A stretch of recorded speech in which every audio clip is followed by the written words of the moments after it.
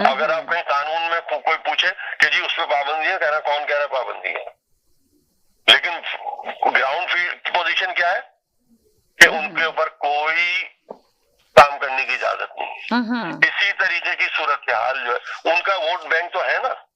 कराची में अगर 3 करोड़ की आबादी है तो उनका 70-80 लाख आदमियों का तो वोट बैंक, 50 लाख का तो वोट बैंक होगा ना उस ग्रुप का।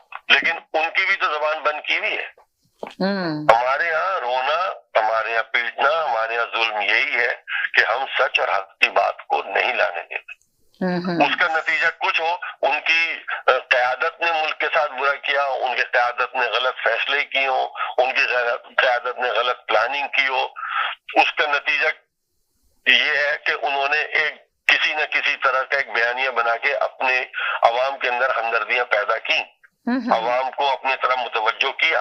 तो आप कौन होते हो उन लोगों को और अवाम के बीच में आने के लिए? आपको चाहिए कि जब तक आप इलेक्शन करा के 2-4 इलेक्शन आपके 5-5 साल के जब तक पूरे नहीं होंगे, आपका सिस्टम किसी तरीके से सही होने का नाम नहीं लेगा। आपका सिस्टम सही नहीं होगा। आपको सियासी जमातों को मौका देना होगा। जब एक सियासी जमात 5 साल पूरे करके जाएगी तो अगले इलेक्शन में उसकी 5 साल की कारकर्दगी होगी बुनियाद। आपने 11-11 साल, 17-17 साल, 15-15 साल उनको तो दे दिए ना फौजियों को, लेकिन कौन सी ऐसी सियासी जमात थी जिसको आपने कंटिन्यू 5 साल दिए? आपकी 20-20 साल की नतीजे में आपकी जो सियासी जमातें थी, उन जमातों ने आपको इस्तेहकाम दिया।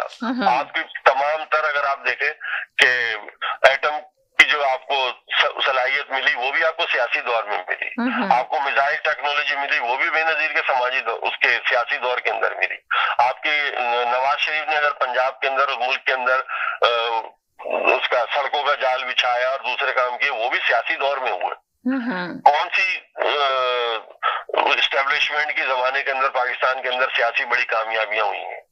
जितनी बड़ी कामयाबियां हुई हैं, जितनी बड़ी मेन तरक्कियां हैं, वो आप देखें इन सियासी दौरों के अंदर ही हुई है, इन सियासी अदवार के अंदर ही हुई है।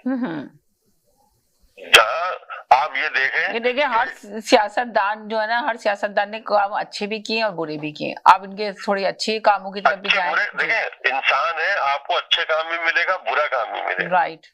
अब जैसे पीटीआई ने भी बहुत अच्छे काम भी किए, हालांकि 3.5 साल की हुकूमत रही, मगर कुछ अच्छे काम। 3.5 साल में बाद में रोना तो यही आता है कि 3.5 साल के अंदर आपने सिर्फ वादे वादे वादे वादे किए।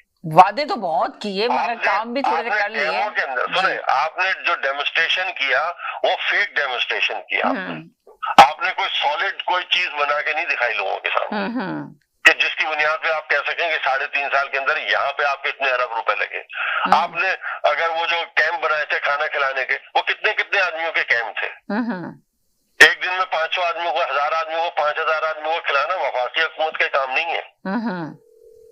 ये काम नहीं है हुकूमत का कि गुरबा के सेंटर खोल दो और वहाँ खाना खिलाने।